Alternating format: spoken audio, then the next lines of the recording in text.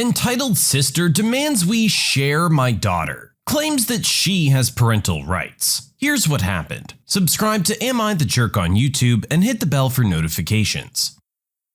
Okay, so this happened a few years ago, but I remember it like it was yesterday. And to be honest, still can't understand what my sister was thinking. A little backstory. My sister and I had to share everything as kids. Not to mention I was forced to be her and our younger brother's second mother. But I'll save that for a different post. For some of my childhood, I was happy to share things with my sister. Sweets, snacks, toys, the normal kid things. There's 4 years between us. I'm the oldest, and as you can probably guess, when I reached my teen years, I wanted my own things and to spend some time alone. Nope, she wanted me to do everything with her. I could barely spend 10 minutes in the bathroom before she would start banging on the door. Unfortunately, when I was around 15, my siblings and I were taken into foster care. We were separated from our brother, which was difficult for both of us. And for a while, I didn't mind my sister wanting to spend all her time with me. Shortly after my 16th birthday, I wanted to have my own space, and things that are, well, mine. She would argue with me over not sharing my stuff. And of course, typical sibling fights and yelling happened almost every other day. We sort of grew out of our sibling squabbles over the years, but she kinda developed a "the world owes me" attitude, which drove me crazy. I did my best to hold in my frustrations, but I'm human, and I sometimes kinda snapped. A couple years after my daughter was born, my sister and I weren't really talking much because of her selfish attitude towards me spending most of my time and income on my daughter. During one of the times we were on good terms, she was over for the weekend, and everything was okay. Until a conversation led to her telling me she was going to take my daughter for a week because she wanted to spend time with her, saying that it was her turn. I said, not gonna happen. She's my daughter, not a doll or a pet we share. She gets mad and starts yelling. I told her to leave, and she argues about how she had parental rights, and that social services will force me to allow her to take my daughter whenever she wants. I laughed, told her to get out and don't come back. Honestly, I don't know if she seriously thought that it was her right to have my daughter. I've got plenty of other insane stories about my family, which I may post at some point.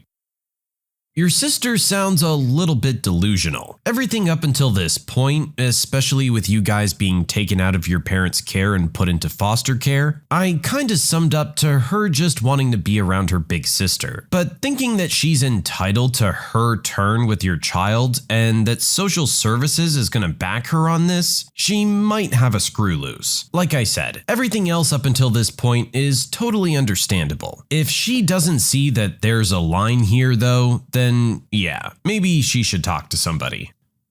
You can submit your own stories to be featured here on the channel. The story submission link is in the description below. And if you want to listen to some vibey music in the background, check out Easymode, also linked below. And don't forget to subscribe. Entitled dad insists that a stranger pay for his shopping, claiming that he promised he would do so. Due to me working in a supermarket, I meet a lot of different people, and most of them are incredibly nice and respectful. However, I also see a lot of Karens and male Karens, and that's exactly who this story is about. It was midweek and I was working the tills when a man, entitled dad, and his son approached and began loading on their shopping, and they had a lot of shopping. After scanning their items, I told them the amount. I think it was around £145, and the entitled dad began rummaging around in his wallet and pulling out notes of money. After counting it all out, it turns out he was a few pounds short, and decided his son should probably put something back so that he could pay. The kid was upset and reluctantly obliged. However, the guy who was standing behind them at the till spoke up. "I can get that for you." He smiled, obviously talking to the kid and not the dad. The kid smiled, and before he could say anything, the entitled dad went, "Oh, thank you so much. Comes to X pounds." And he threw his son's items in the trolley and moved away to let the man come forwards. The other guy was like, "I was talking about your kid stuff. I'll buy that. I'm not paying for all of your shopping. I can't afford to." "But you just said you'd pay." "Yeah, but I meant I'd pay for your kid's thing, not all of your shopping." "Well, you can't just make empty promises. You have to pay for it now." He then looked at me. That's how it works, right? He has to pay because he promised he would. I tell the entitled dad that this nice gentleman is not obligated to buy his shopping. Entitled dad shoots me a mean look and tells his son to pass his stuff to the man behind who was still nice enough to pay for it, which is a lot nicer than I would have been. They then both left. Midway through serving the nice guy, I saw entitled dad and his kid at the cash machine through the window withdrawing some more money, meaning all along he could afford it in the first place. So me and the nice guy had a good laugh about that. I gotta commend this guy for not letting some jerk get him down. Seriously though, shout out to this random stranger who was nice enough to offer and completely shook this jerk off when things went sideways. I mean, I'm sure a lot of people would be willing to fork up a few bucks to get the kid what he wants and just kinda keep the line moving. It's a nice gesture and you're helping someone out and making a kid happy. Not a big deal if you can afford it, but to turn around and assume they're gonna pay for your whole cart is a little bit much. It's quite clear they're just offering you the few bucks that you need. But it's when people like this get taken advantage of that they stop being so generous. Thankfully, this gentleman wasn't going to let it ruin his day. I kicked a jerk out of my car for smoking after I told him not to, so he tried to frame me. A bit of background. I'm from Germany. I have only a few rules concerning my home, my stuff, and my car when other people come around. In my home, it's I'm not a servant. If you want to eat or drink, take it from the fridge or pantry. With my tools, it's ask before using. And in my car, it is do not smoke in my car. And above all, if you make a mess, you clean it up. Seems reasonable, right? Well, not for the guy in this story. For our cast, we have me, the smoker, and the police officer. This happened in summer 2015. I got my car in December 2014, a 2008 Volkswagen Golf 1.9 diesel. I still drive it. I was on my way to a convention and decided to take a passenger with me. Really nice to have some company on a 6-hour drive. I picked him up and told him about the no smoking rule. Everything seemed fine until we hit the Autobahn. This guy pulled out a pack of cigarettes and lit one up. This following conversation ensued. Hey, what the hell? I told you, no smoking. So what? What you gonna do about it? Kick you out? You know, it's illegal to stop on the Autobahn. This is true. German law states you can't stop on the Autobahn unless it's an emergency or your car broke down. You even get fined for running out of gas on the Autobahn, as it is preventable. Anyways, I knew something Smoker didn't. There was a truck stop just 3 kilometers ahead. I got off the Autobahn and stopped at said truck stop. Alright, out of my car. Now, you can't do that. I sure as heck can. This is my car and I have every right to kick you out. The next part is a bit blurry as it was mainly screaming at each other. I remember getting out of my car and tossing his suitcase and bag out of my car, then dragging him out of my car and shoving him to the ground. I drove off and listened to music the rest of the drive, singing along to Rammstein. Later that evening, I was in the hotel room relaxing after the drive. I'd been there about 3 hours at that point when I heard a knock at the door. Hotel management, hotel security, convention organizer, and the police were all standing there with a smug-looking smoker. Police told me they picked him up about 2 kilometers away from the truck stop on the Autobahn. He claimed I kicked him out at the spot where they found him. You do know this is illegal. You broke Highway Code XYZ and willingly endangered Smoker's life. Sir, with all due respect, he's been lying to you. I kicked him out at the truck stop. You can ring them up. I'm sure they have it on tape. Did he even tell you why I kicked him out? No, he didn't. I then told them the story and explained I didn't want him in my car anymore because he broke my personal rules in my personal car. I kicked him out at the truck stop as from there he could have easily called someone to come and pick him up. Smoker turned very pale at that point. The police officer was furious with him. Is this true? Well, you need to come with me. Smoker got charged with falsely accusing me. It was a money-related penalty, in the 4-figure range. Wasn't the first time, as I later found out. The convention canceled his membership. Hotel management canceled his reservation. And I got free drinks at the hotel bar for my entire stay, as well as a free sponsor upgrade for the convention. Thanks, jerk. Yeah, this is just a jerk being a classic jerk here. He knew the rule and waited until the moment where you couldn't do anything about it. The pettiness of calling the police and trying to frame you for breaking the law is just next level though. It's your car and your rules. You told him no smoking. That's the way it is. If he really needed one that badly, I'm sure he could have asked you to pull over. And hey, guess what? There was a truck stop right up ahead. But he just had to go and be a jerk about it. He even came with the "what are you gonna do about it" line. He did nothing but antagonize and escalate the situation. To turn around and try and pull a move like that when you handled the situation how he was asking for it to be handled is just really low.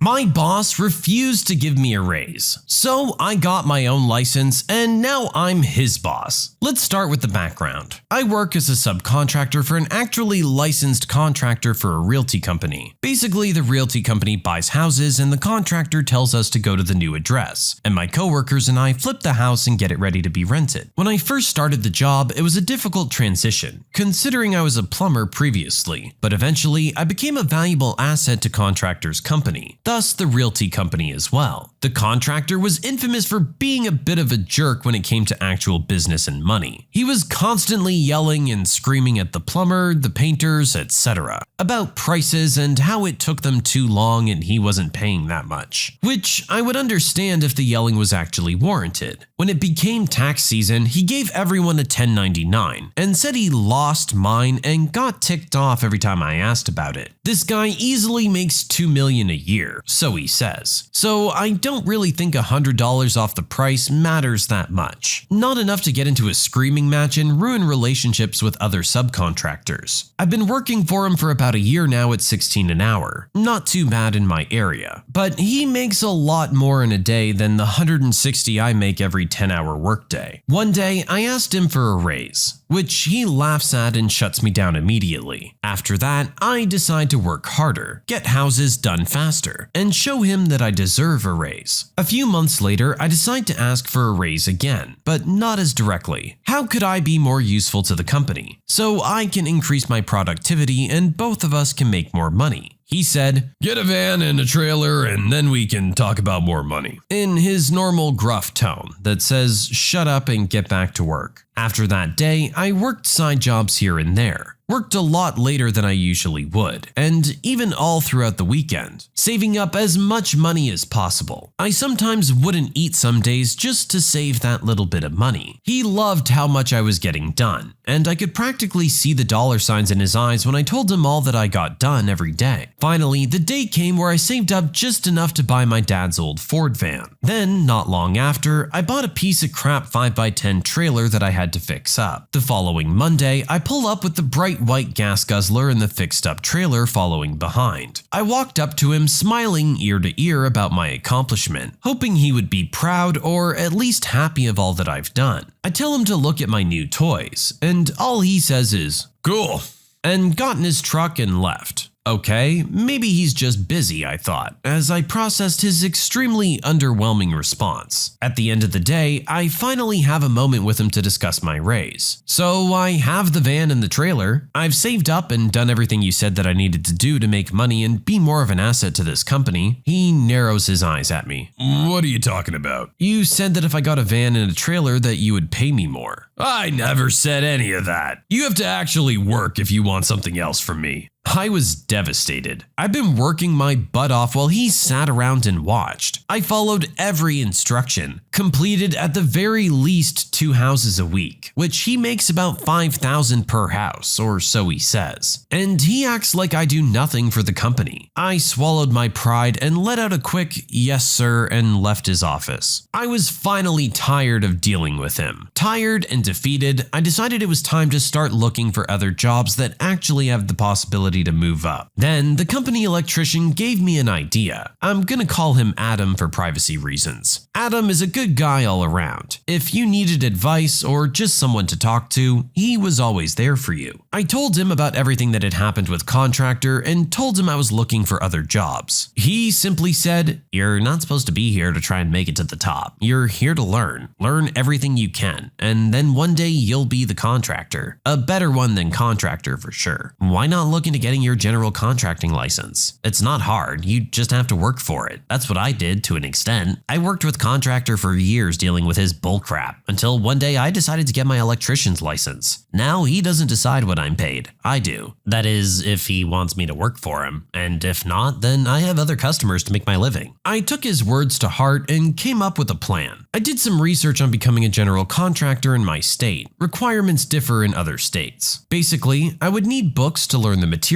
references, a bank reference, and to pass the test. The books were pretty expensive. With bills, taking care of my family, and a monthly van payment, it seemed impossible for now. Until I found a group following in my area that needed a handyman to do a variety of things. Perfect. Extra money. Soon my name started blowing up in my small town. I did everything from repairing fences to installing toilets. I took everything I learned from plumbing and from working for Contractor and used it to build a reputation. References. Check. This is when I decided it was time to open my own business. Again, I did my research and learned all I had to do to open said business. I'll spare you the details, but it was basically business license, how to get an LLC, liability insurance, think of a name not already taken, blah blah blah. It took a while, but I sent in all that I had and prayed to whatever God there is for me to be invited to take the test. I waited about 3 weeks and finally I got a letter inviting me to take the next test. It was a 3-hour drive and on a Tuesday. Great, another speed bump. I have to miss a day's work and pay $300. The day of the test came and I panicked. It was open book, but I eventually ran out of time and didn't get to finish. I was so disappointed in myself that I basically gave up. I just decided to keep working my job and a little side business. A week later, I was holding my son. He's a beautiful, blonde-haired, blue-eyed reflection of myself. After I managed to get him to sleep, I stared at him and wondered if I could be able to give him a better life than I had. I remembered growing up in crappy trailers, being hungry, and made fun of at school because I wore clothes from Walmart. Not the best way to grow up, but I had a roof over my head. I always wanted video games that my friends had but never got it. I wanted to go to trampoline parks and water parks. I had only been once in my entire life. That's about when my resolve renewed itself for me. I had to do this, not only for me, but for him. I saved up all over again and came up with the $300 and requested for a retake of the test. I took practice tests online, so I was ready. The day came and I barely managed to pass, but I still passed the test and received my license. Now, time for the fun part. With all of the time passing, I became pretty close friends with the owner of the realty company, going to barbecues, stopping to tell him some corny joke I saw on Facebook, and doing extra tasks not under Contractor. One day, I came into his office and saw some invoices from Contractor on his desk. I just said, wow, that's how much you're paying him? Dude, he should at least take it a little bit easy on you being that you've known each other so long. He just nodded and said, you think so?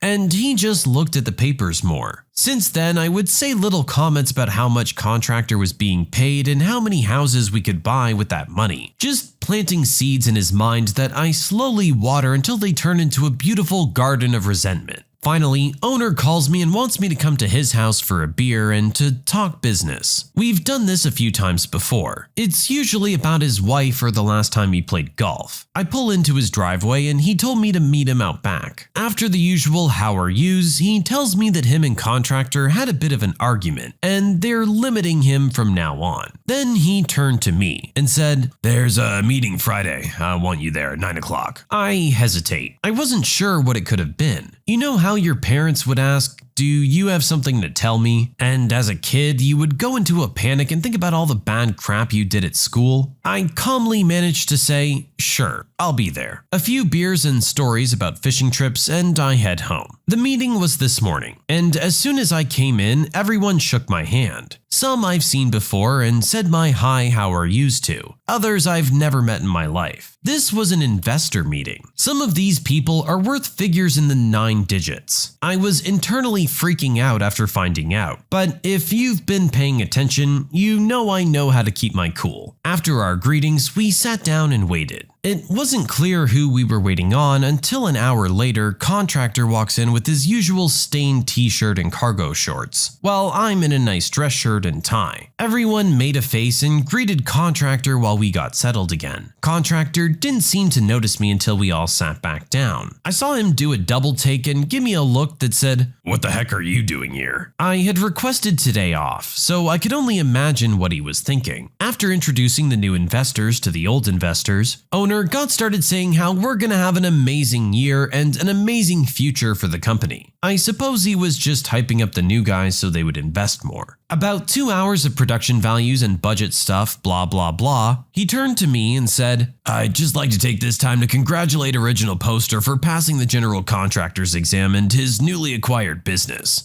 I smiled and thanked him. Then he continued, "As we're growing, we have a demand for new and inspiring people within our company. After hearing about Original Poster's success in both our company and his, I'd like to personally ask him a question in front of the whole team." My heart is pounding in my throat, as each word sounded slower than the last. I took a side glance at Contractor that is visibly sweating at this point. "Original Poster, how would you like to be our new property manager? You may still have your business and do your own work, but we'll pay you exclusively to be our personal contractor and help take care of all new and old properties." Everyone turns to me, and I take a second to respond. Just then, Contractor stands up and says, "What the heck? I'm your contractor. I've been your contractor for over a decade. You can't just replace me for some jerk that doesn't know what he's doing." Owner smugly looks at Contractor and says, "We're not replacing you. You'll just answer to him now. All tasks, orders, and billing will go through him now. If you'd still like to work for us, granted you mind your mouth and tone, you'll run anything you do by Original Poster." Contractor looks enraged, and he turns to me. "You're fired. You have no business here anymore. Now leave." Owner chuckles and says, "You don't have that power anymore, as long as Original Poster agrees to my question." I turn to him and say, "Are you sure you can afford me?" I laugh and shake his hand. "Yes, this is all I've ever wanted, all that I've ever worked for. Now we can get some real work done." I have to admit, I've been practicing that response since I was asked to come to this meeting. Contractor stormed out of the room, slamming the door behind him, and I didn't see him for the rest of the day. After he left, we continued to discuss the goals for this year, and it turns out they bought 60 new houses for me to work on with the investors' money, and he just looked at me and said, "Can you handle that?" I happily said, "Yes, sir," trying to keep my eyes from watering. All I thought about was my family, and how proud they would be of me. In a little under a year, I received a great license, my own business, and pretty much non-stop work. If there's anything you guys listening can take from this, I hope it'll be this. Don't settle in life. Be hungry to better yourself, and be the best person you can be. The only person stopping you is yourself. That really is great for our Original Poster. Going from working a kinda crappy job with a crappy boss to being your own boss and having your old boss work under you is probably about the best scenario anyone in that situation could ask for. Our Original Poster earned it though. They worked really hard to do what they could do to better their position in life. And when something wasn't working out for them, they took matters into their own hands. When you give yourself that kind of control, you can achieve almost anything. Suddenly, there are no boundaries in your way, only the ones that you set for yourself. I really don't have a lot to add to this one. Yeah, sure, boss is a jerk, wouldn't give a raise to their hardworking employee, yada yada yada. That's not the stuff to focus on this one. This one's all about where our Original Poster ended up, and that is great for them. When you subscribe, make sure to hit the bell to turn on notifications. Put the playlist on in the background to finish listening to all the stories. Or if you want some vibey music to put on in the background, check out Easy Mode. If you like Am I the Jerk, give Am I the Genius a shot. Everything's linked in the description.